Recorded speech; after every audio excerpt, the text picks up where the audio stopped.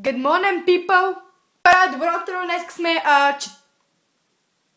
днес сме четвъртък и това е един от дните, които много обичам.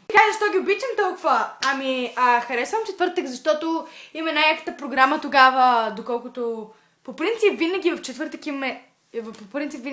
има някаква много яка програма. Виждате, единственото гадно в програмата ни в четвъртък е, че има математика и история. Нали? Опс. Да, всъщност имаме математика и история. Какво друго ще да казвам? Тук ми падна един кичурко са... Беше много гаден е, сигурно е досаден. Трябва да го вържа горе. Окей, хора, вързах го, няма го. Перфектна съм. Продължим с клипчето. Значи, какво ще я казвам? Да, до край бяхме стигнали. Нека помислим. Мисли. Ако мисля като сексавите момчета от сексавите филми, ще успея да се сетя. Като Джеймс Бонд, те мислят такива умни и сексави, много яки. Ако почна да мисля като тях, може би ще се получи. Мисленето като Джеймс Бонд е фейл. Като научните откриватели намирате нещо, което изглежда научно или било научно и го използвате.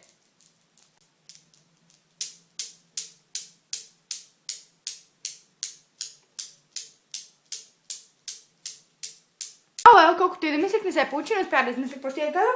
И... Добре, намесих се. И така, не успях да измисля какво ще да правя. И от скука ще ви говоря глупости! Понеже не измислих за какво друго да ви говоря днеска, реших да ви говоря за думи, които всъщност никой не знае как всъщност се наричат тези неща. Като, сещате ли се как Финиас и Фърб се чуиха какво е аглет и после казаха аглет, това е на обувката края.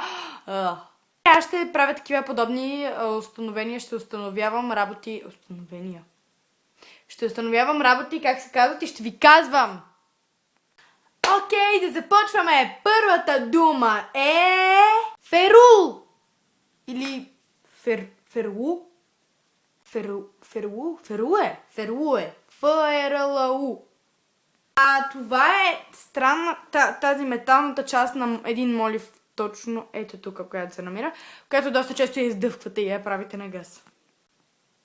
Виноват. Word number 2. Разекта или разекта. Чувала съм хора да използват тази дума. Аз лично не знаех, че значи това, но ще ви кажа. Това са ето тези линии на ръката ви, които, ако виждате, всички тези линии наричат се разекта. Bam! Logic! Лунул.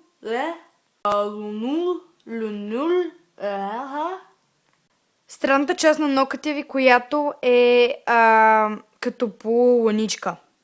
Thumbs up за яката рисунка!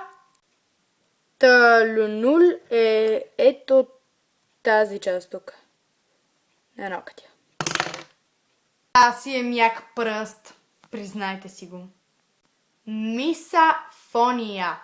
Това е този силен и от време на време дразнещ звук, който хората издават, когато, примерно, ядат или дишат. В смисъл, той е такъв един шумен, гаден.